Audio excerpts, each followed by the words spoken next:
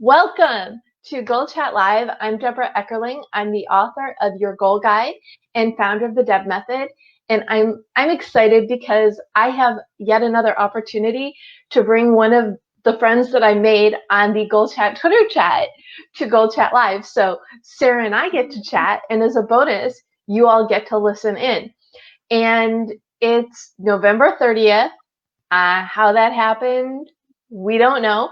But what we do know is that tomorrow is Giving Tuesday, which is, and maybe you have a little bit more background on this when we get to you, Sarah, but it's sort of like I'd say, Philanthropy Awareness Day to give to charities, people that are hurting, but this year a lot of people are hurting. So we thought giving and helping others would make the perfect topic for the Goal Chat Live right after Thanksgiving and as we finish up the year. But I'm going to let Sarah introduce herself because, well, she'll do a better job than I am, but she is, she is I want to say a media specialist and now an author and a cool person. So Sarah, beyond that, go. So I would say that I'm a media strategist, actually, is the title that I use. I'm the founder of Dufferin Media. That's a digital marketing agency based out of Ontario, Canada, but we service customers all over North America. And yes, I just published a book. It was launched on Friday, so it still doesn't really feel like it's happening. It's very exciting. It's very cool. Okay, so I'm going to put the book link in the comments, and I just want to. Why don't you tell everybody how this came about?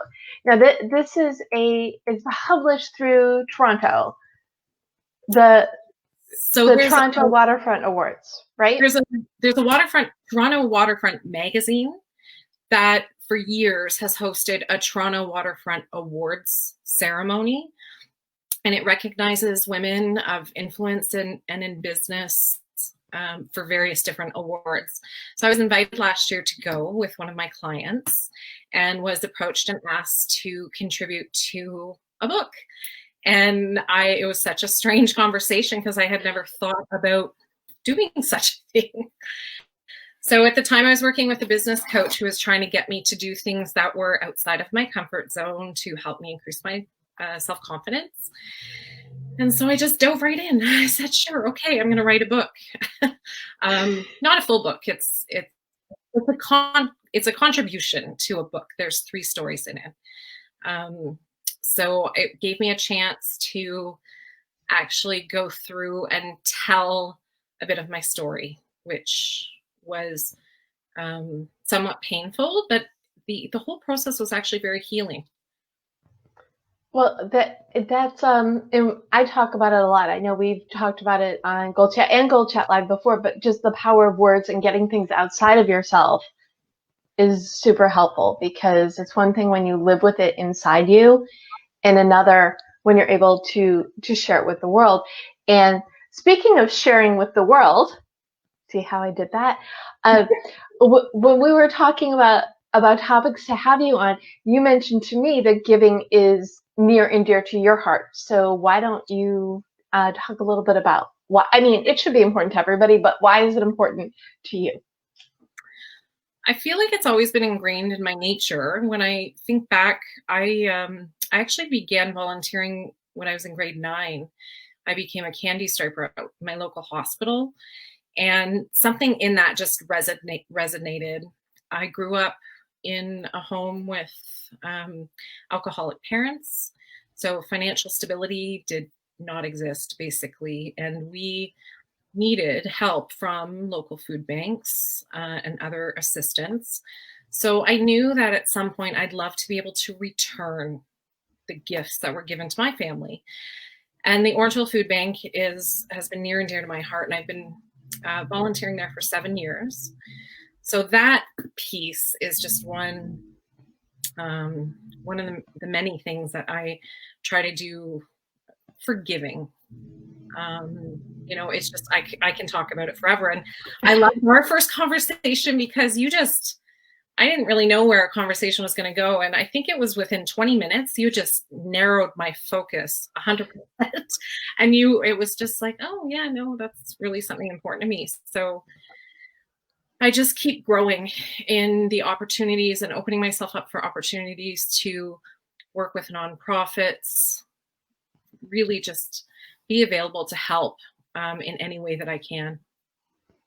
I remember that conversation as well, because especially like at the beginning of isolation, it was like, okay, where are my virtual friends, and let's meet and let's connect. And I was asking you about your business, and you kept talking about how important nonprofits were, and I'm like, oh, you're like the nonprofit whisperer. You just love that. And I think it when you have your focus, when you know the thing that drives you, it helps you do better in business, be more available to help others.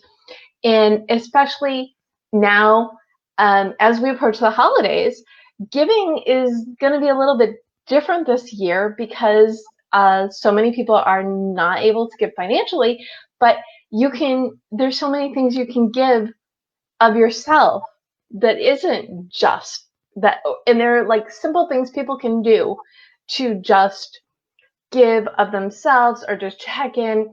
I just finished, well, today is the last day. I've been doing Be Nice to You November, and every day doing a self-care goal. And for Small Business Saturday, I did support someone. And even if it was just write a review or say hi or recommend their business to somebody, there's just so many little things that people can do to support others without from the comfort of their computer screen.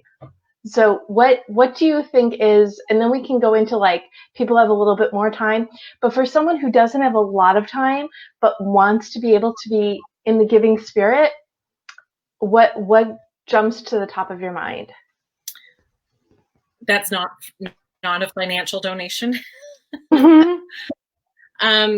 So I would say helping them spread awareness of what they are trying to do or what they need. And that's as simple as sharing their posts on social media, even commenting and engaging on their posts. That helps them in the algorithms. It helps your friends see their content. It seems like a little action, but it can actually go pretty far on social media reach. Another great place to help nonprofits is in Facebook groups. So I see a lot of giving and a lot of engagement happening right now on groups about ways that people can help. So encouraging that type of communication and conversation in groups is a great idea too. And leaving a positive review for a nonprofit organization on Facebook or on Google is also going to go a long way. You could sign up for their newsletter. You could share their newsletter. I mean, there's lots of different things that are happening right now. Nonprofit organizations, their need has gone up during the pandemic, and their incoming donations and funds are going down. That's what's happening everywhere. So all the events that normally would happen, that are the big fundraisers, they're not happening, or they switched to virtual, but the incoming funds to most nonprofits are just, a portion of what they used to be. So if you can think about the increased need and the financial funds going down, how else can we help them? Okay, so let's say someone who's watching runs a nonprofit. What are some out of the boxy sorts of things that they can do to bring awareness? Well, I would say make sure that this isn't out of the box. This is something that hopefully everybody's doing anyways, is to make sure that you're Giving Tuesday campaign running, because that's the most obvious time of year to look for those financial contributions, is to have a Giving Tuesday campaign. But I've seen some great, safe, socially distanced events ran by nonprofits. One of the most successful that I saw was this young woman took it upon herself to host a 100-mile bike ride for a nonprofit that she believed in. And it was just her and a small group of bike riders. So it was outside, it was safe. And they just collected sponsorships and collected people to donate for their cause. And they raised over $10,000 for a nonprofit. So there's there's still events that can happen safely, that are ways to get those funds and those things going. Okay. So you can plan events or you can plan virtual events. I think, see, one of the things that I love about now is things like this, that we're in a better position to connect with people all over the world because you don't have to drive to see them because they are right there in your office, on your desk, wherever.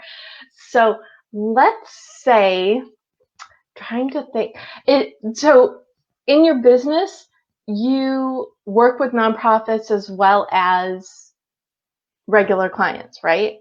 Yes. Okay. So do you have some examples of things that you've been doing with your nonprofits to help them raise awareness for their cause? It would definitely be very strong social media messaging, educating people about what's happening in your nonprofit organization during COVID, I think is really important. Showing people what your need is, what your stats are, what you're doing right now, and making sure that you're giving them COVID updates, because if you're not informing your community, they don't really know what's happening. They don't know what you need. You might need something that is as simple as, face masks. A lot of people need face masks right now, but everybody is thinking of giving food or whatever the situation might be. So keeping those communication lines open, doing email marketing. So making sure that you're connecting with your list from your nonprofit via email. I think that's super important. You can easily get your email list from anybody that's donated before or volunteered before. Your volunteers are your biggest champions. And get them to spread the word that this is what you're doing, this is what you need. Those monthly donors, trying to get those signed up are really important. And actually I've seen, so authentic pictures are really important right now too. So using less stock photos in your social media, and everybody's really human right now. Like you and I right now, Deb, are on in front of all these people, and my kids could run into the room. It's okay not to be perfect. It's okay to have some fun, even from a nonprofit side. Okay.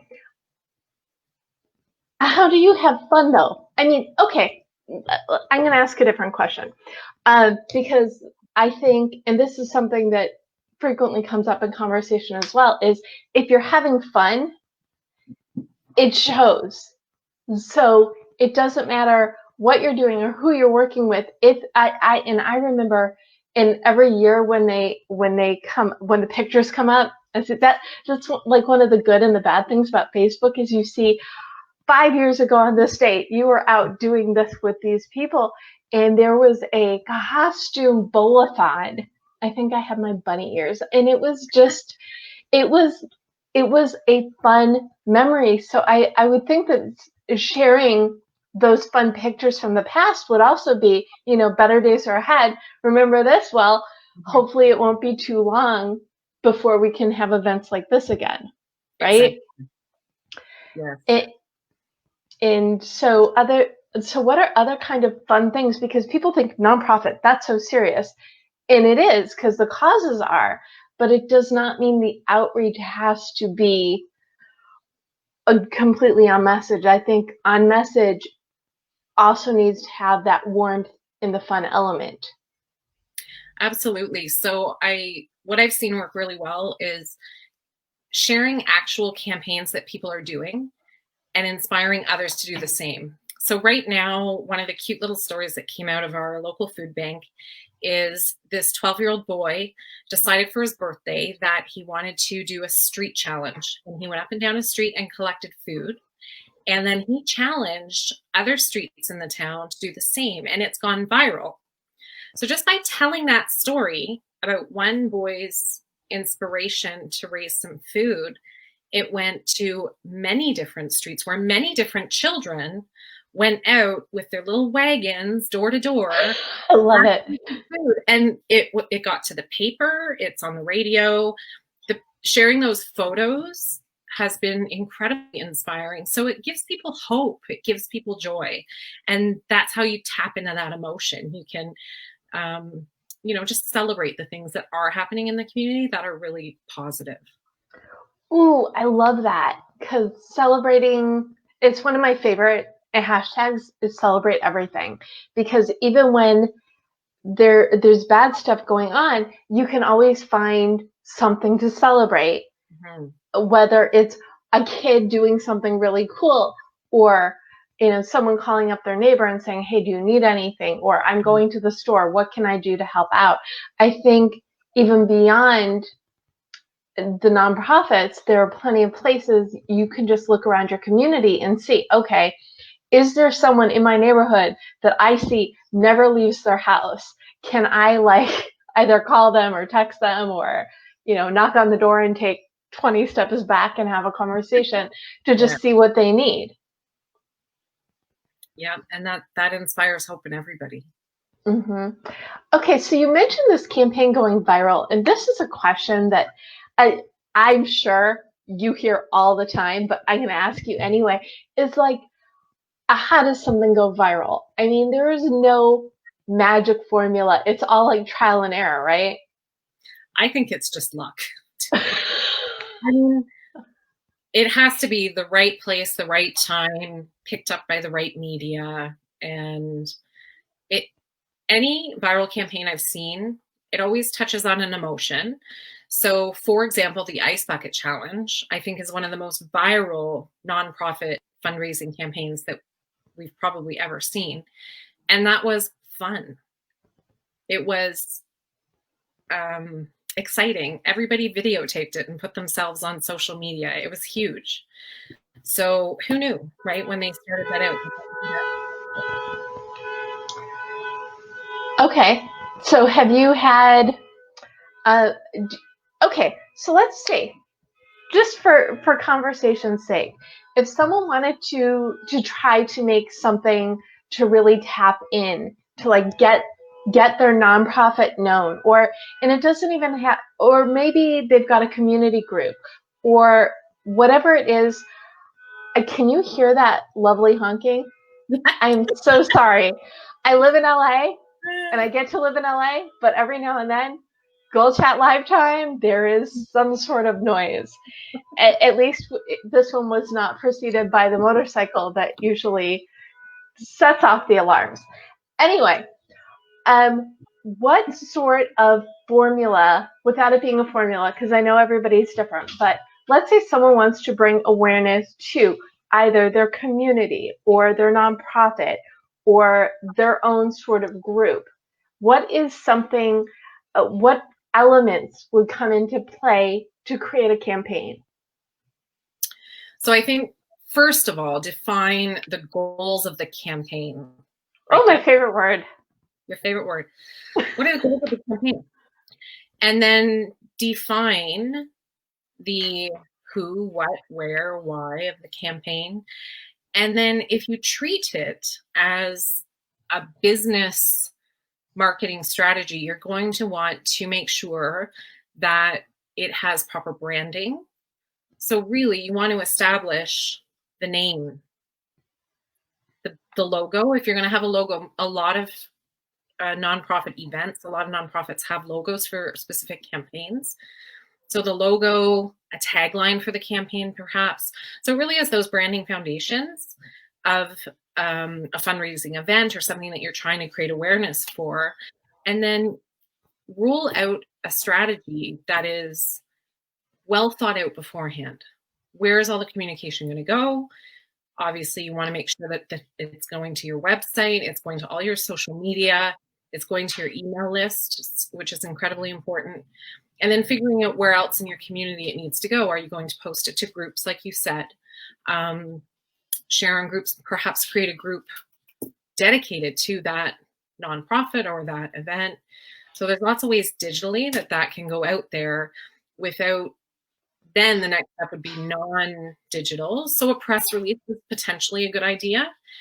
Press release to get that out to the media, potentially to Google News and other sites that might pick it up and get you some free coverage, which is always nice. So really with any campaign like that, I treat the nonprofit side like I do my business clients, because that's how the marketing works. Very much the same in both, is that you want to make sure that everything is clearly defined and branded and then pushed out consistently. Got it. So you basically Deb method everything before you send it out to the world.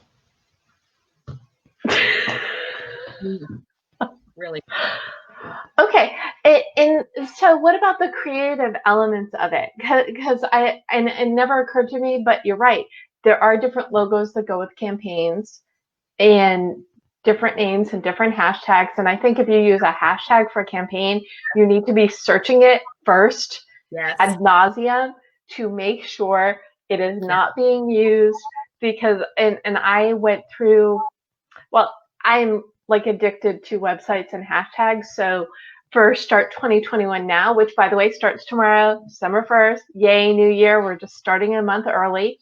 But I spent some time playing with my words in a row, and I was like, what? No one used this? I was really excited about that.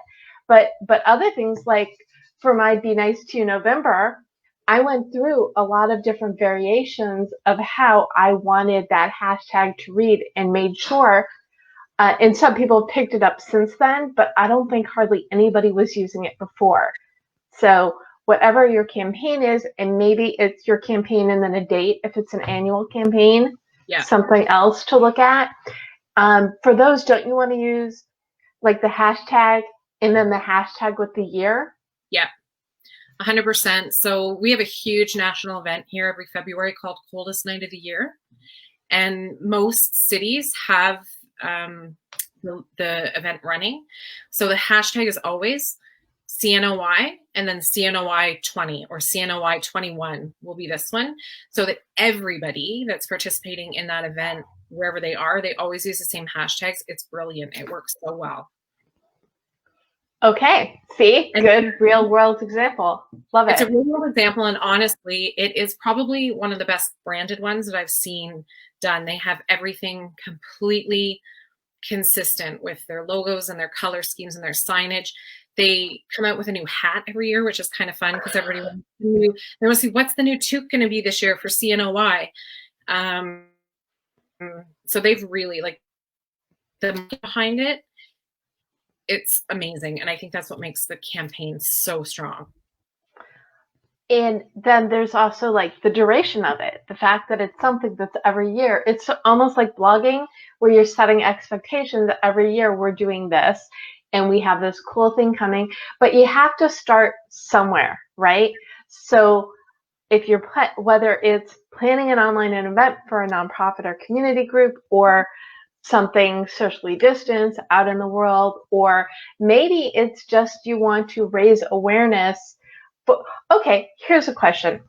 Let's say you're a specialist and you want to help an organization, but you can't donate money. Do organizations look for specialty centric experts? How would someone go about offering of themselves to a nonprofit?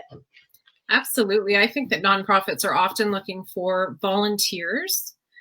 And right now, a lot of stuff's being done virtually. So most nonprofits need board of directors. Mm-hmm. So becoming a member of a board can help you contribute, especially if you specialize in a certain knowledge. So if you're a lawyer, for example, or a paralegal, a lot of nonprofits would be thrilled to have you on their board of directors, because now you can donate your knowledge to them in anything that's legal. So those types of opportunities are available, as well as I know that many nonprofits have committees that anyone's willing to join.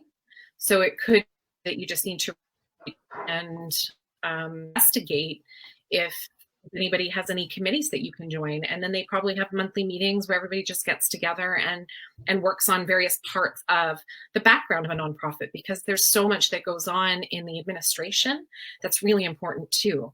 That's for any size nonprofit, is that I'm sure that they can always use help. Somebody in finance could volunteer their time as a treasurer. Somebody in marketing can volunteer their time in marketing. So there's lots of opportunities such as that. Okay, there's also probably mentorships as well. There are groups out there that are looking for mentors, or to either direct people on their path or to offer their time to go in and speak to a group. So, and the way giving does not need to be monetary. There are just so many different ways that you can give of yourself, of your time, of your energy. And something else I like to say is that now that a lot of people are working from home, they have extra time because they're not commuting. So whether you choose whichever way you choose to use your bonus time, maybe it's for an hour a week or a couple hours a month to go and contribute your time, your expertise. And giving, I think the holidays are going to feel really different this year anyway. So I think to find something that gives you the warm and fuzzies that's going to be good to help others will be good for everybody. So I think it's the book Love is Letting Go of Fear, is when you give, you also receive. So it's good for everybody, and it doesn't have, you can say, oh, I really wish I could do this or this. Well, you may not be able to do this or this year, but there's so many different things you can do to get out of your head and help others. It'll make everybody feel good. And you can, what do we say? You can raise awareness, you can share, you can tweet, you can comment, you can review. Did I miss anything? No, I think you got them all. You can share, you can comment, you can leave a positive review. Okay. Anything else any other advice for people who are feeling low and they want to give and they don't know how? I would keep an eye out on your local groups. This time of year in my community, I know there's always people discussing who's in need right now. So if you just honestly open your mind up, start looking for it, that energy will come. It will flow. Whether it's a family that they lost their belongings in a fire, or social media. And if not, you could reach out to your local. Okay, you just kind of blurred all over that last thing. So, am I back? Now you are back. Okay, so so when you're looking in your community for ways to help, some of the things that could come up could be what?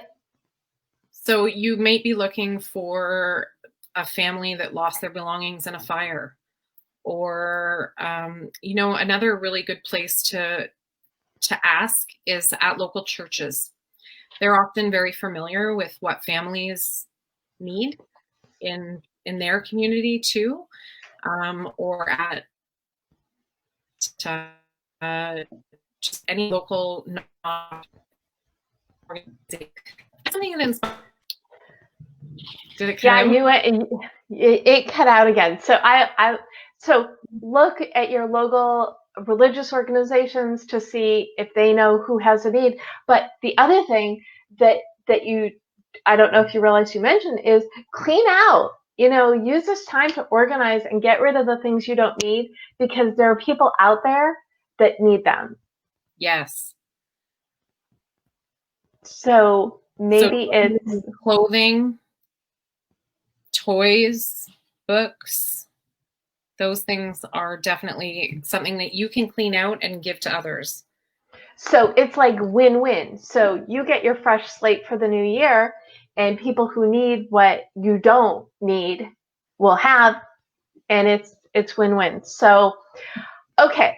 So we can have a season of giving just in a very different way. Give of yourself, see what you can donate out there. If you can donate, look through Giving Tuesday and find the places that are close to your heart, and realize that even though it's a struggle right now, there's still things that you can do to feel good about yourself, to help other people feel better about themselves, and it's win, win, win, win, win. Win, win, win. Yes. Okay. First of all, why don't you tell people where they can find you and then share any final thoughts, and then I'll do a little wrap-up-y thing. Okay, so you can connect with me directly at www.sarahclarke.biz. There we go. Yeah, that's probably the best way to find me. And then there's a link to Dufferin Media from there. All my contact information and social media is on that site. And just a little bit more about Giving Tuesday quickly before we wrap up is one of the reasons that Giving Tuesday was launched is because leading up to Giving Tuesday, there's all the Black Friday sales, all the Cyber Monday sales. Literally billions of dollars have been spent in the last 4 days on shopping online. So I don't know the exact name of the person, but we can look it up, was inspired to say, hey, what about all the nonprofit organizations? Can we get some love too? And so Giving Tuesday was created as a fundraising day to recognize the fact that nonprofits need some of that financial assistance as well. Okay, so I don't understand. Why don't they have Giving Tuesday before everybody shops? Wouldn't that make just so much more sense? It's a good idea. Yeah, or what actually, to be honest, what's more financially beneficial to a nonprofit organization, if you want to give financially, sign up for a monthly donation, because those monthly donations are something that the nonprofit can count on year round to help keep their doors open, keep their bills paid, keep the needs met. That sustainability is really important. So if you are considering a financial donation, that's something to think about too, is that the monthly donations can be smaller and maybe easier on your own cash flow. You still get the tax write-off for them, but then the nonprofit knows that they have that money coming in every month. Got it. So basically, see what you can do. If you could do more, do more. Yes, and exactly. Okay. So I think for the bonus goal is it's just going to be very simple, is to keep an eye out for the needs in your community and see how you can help.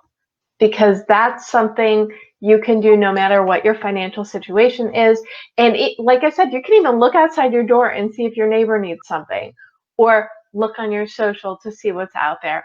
But I think really, if we want to make this time feel more holiday-ish, look to the things you can do to help others.